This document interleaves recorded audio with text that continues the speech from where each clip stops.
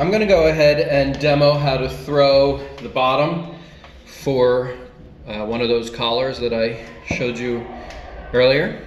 And it's important that you use one of these bats here rather than the thin masonite ones. You need one with one of these inserts, and you can use this sort of bent screwdriver tool here to take the insert out. I'll show you why, because we're gonna throw the bottom and leave it attached to this.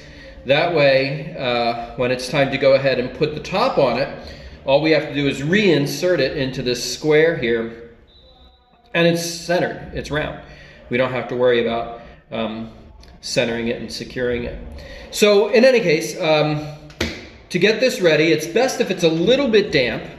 So just take a sponge and start in the center, radiate outwards. You don't want it soaking wet, so wring your sponge out. But now you're ready to go. So also, when you're throwing, you don't need a lot of clay because you're only throwing the bottom. So this is probably more than enough, but go ahead and secure it on there. And then you throw just like you normally would. So collar up, press down.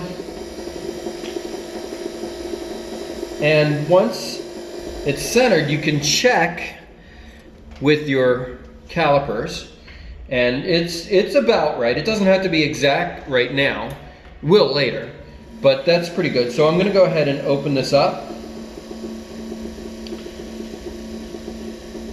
Make sure there's some clay in the bottom there, and then pull my walls up. Now, I can shape the bottom if I want, or I can leave it just straight. But now's a good time to go ahead and check the diameter. So I'm looking at this, and remember I measured to the middle of the wall, and right now it's about right to the end, so I'm going to have to expand this a little bit. So I'll just push it out, and it's not that much, so a little bit can throw this off. See, that was just enough, maybe a little bit more.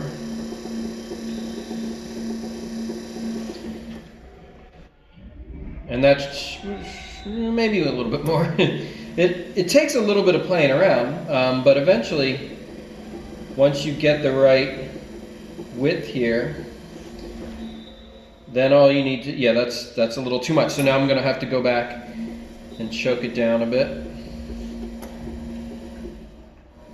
Perfect. So now all I'm going to do is get the water out of the center, get the water off of the board, take my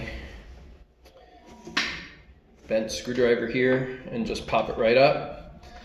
And I'll set this aside to get leather hard, and then I'll show you how to attach the top and then trim the bottom and put the handle on it. So I'll just set that aside. But see, I can put another board on here. I just have them soaking in there because sometimes they fit better if they're a little wet. And then now I can just go ahead, take another one, pop it on there, and I'm good to go.